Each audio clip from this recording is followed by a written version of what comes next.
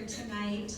I am absolutely thrilled to be able to kick us off with our first recognition and honoring a true pioneer and a nurse legend here, and who we believe is the oldest, longest living RN in our state, Margaret Plastino.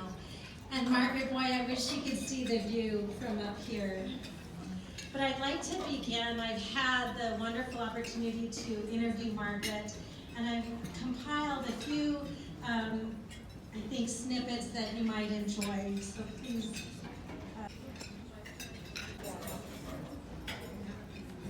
We lived in the hospital on the third floor, and we took our meals there, of course, and everything while we were in training. And then when we were graduated and working for the hospital, we could get some food at the cafeteria, or we could go out and do lunch or whatever we wanted. And while we were still in training, we were restricted to some extent. Like we had to get permission to go out late at night, and we did very little dating. They didn't encourage dating. We had some written exams and some oral, and we took the tests at ISU. And if we passed, which most of us did, we were then considered licensed nurses. We took care of people who were on low incomes, and we had a clinic 3 times a week for a half day, and we had a doctor in there, and we would see patients and prescribe medications. The doctor did anyway. Then we also went out into the rural areas at times, and we did some work in the schools. And we would go, and if somebody called in and wanted a home visit, we would do that. There was this little man who had a little wagon and an old black horse, and he went around collecting junk, and he disappeared for a couple of days. The police kind of looked out after him, and when they hadn't seen him, they called me and asked me to go with them, to which I did. And he was living in a cellar, and he didn't even have any lights. The police had their heavy flashlights, and we found him huddled in a corner, so we called an ambulance. In those days, we used the funeral homes. We didn't have real ambulance service like we've got now. And we took him to the hospital. He was in deplorable condition, and he didn't make it. It was doing home health under the Medicare program. And I visited mostly elderly people, and once in a while a person on welfare, but mostly senior citizens, which was a pleasure because they were so nice, most of them. For a while, I just didn't do anything. My husband and I would just take off some days unexpectedly, so we didn't commit ourselves to very much. And then I started to go back to the hospital and volunteered there for 25 years, almost 25 years. Then I got to the point where it was a bit much for me, so then I retired and I just stayed home. And we did some traveling, and I had a little dog, and I walked with him all the time. While I great life. I'm Margaret Plastino. I'm almost 102 years, and I love being a nurse.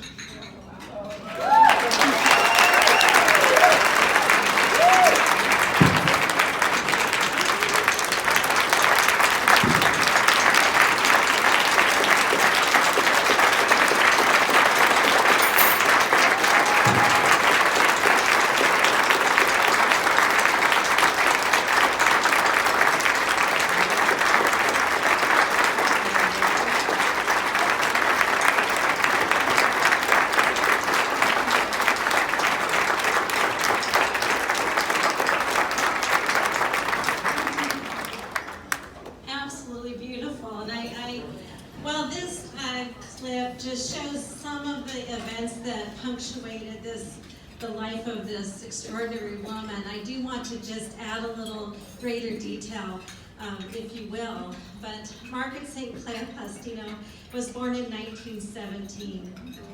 When she was young, her family moved them to Shelley, Idaho, where she knew from a very young age that she wanted to be a nurse. She would bandage and rebandage her dolls. And as she grew, a local physician took interest and encouraged her to pursue her dream.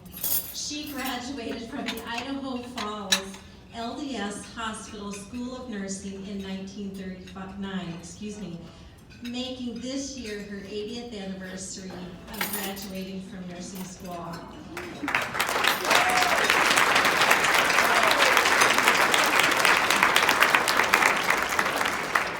Now, Margaret worked for the hospital for some years, but then was invited by the Bonneville County Commissioner to be a county nurse.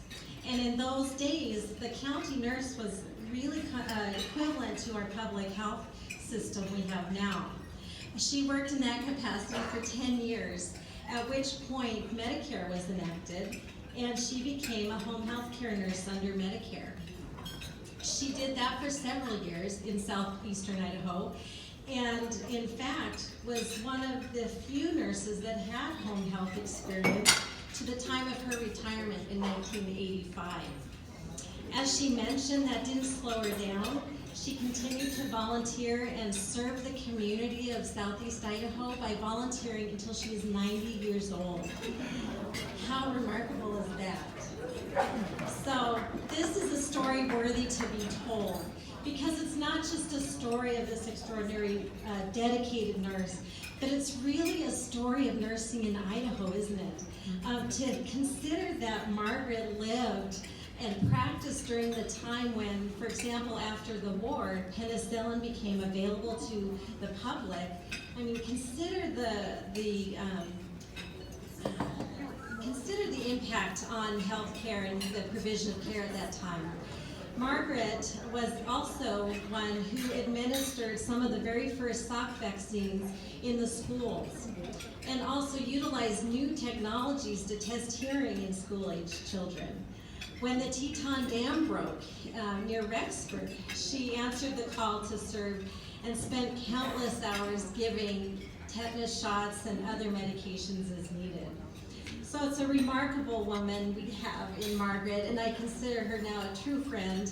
And I have to say I was most impressed with not only Margaret's long career, but with the knowledge she has, with her capacity for kindness and empathy, which I think really still sets her apart today.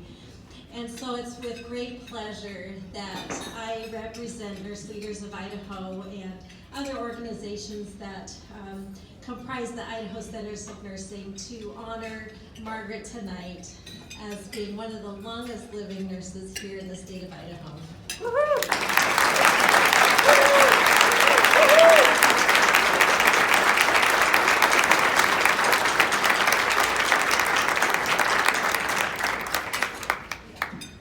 Now, with that said, we have also a visitor, Jim Risch's office, and so I'd like to invite her to the podium.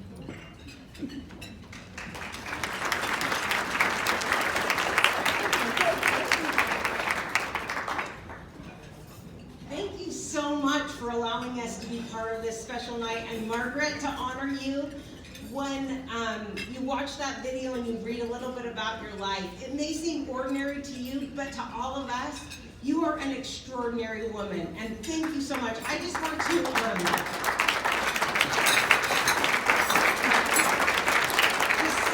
Senator Risch was so moved by your story that he wanted to do something special. What do you do to pay back somebody who's given their life in this capacity? And so the one thing he could do is something called a congressional record statement. And I don't know if you guys are familiar with that. Until I worked for the senator, I didn't know what it was. But he does 2, maybe 3 of these a year. And I'm just gonna read a little snippet about what it's about. So each day that Congress is in session, the day's floor proceedings, debates, remarks, bills, and other legislative items are published in the congressional record. The congressional record really serves as a diary of each of the day's events, the days that Congress is in session, dating back to 1873. So when a member of Congress wishes to commemorate or honor someone or something of significance, he or she may submit a statement or document to be published in the congressional record, making it a permanent part of our democracy and of our history. And Margaret, he has done that for you.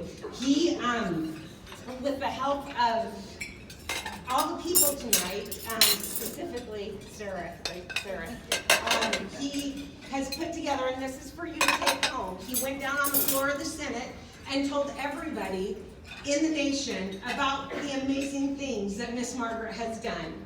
And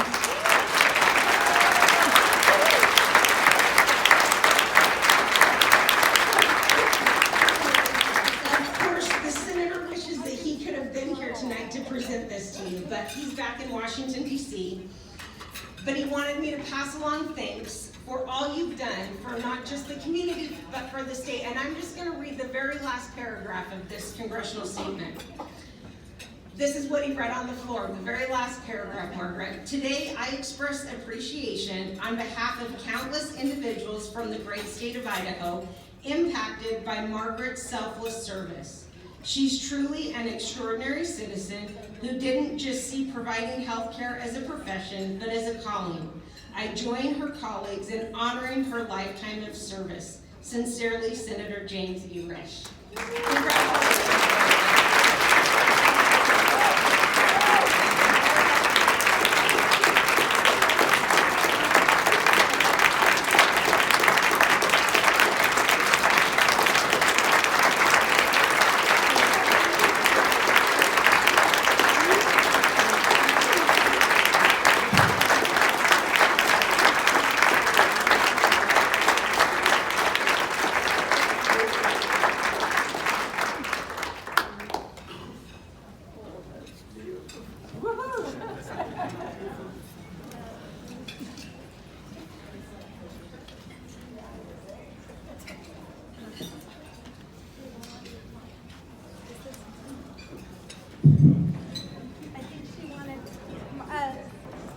She wanted to just say thank you. Oh, yes. Do you want to say thank you? Thank you very much. I really appreciate this. And hooray for Lucy.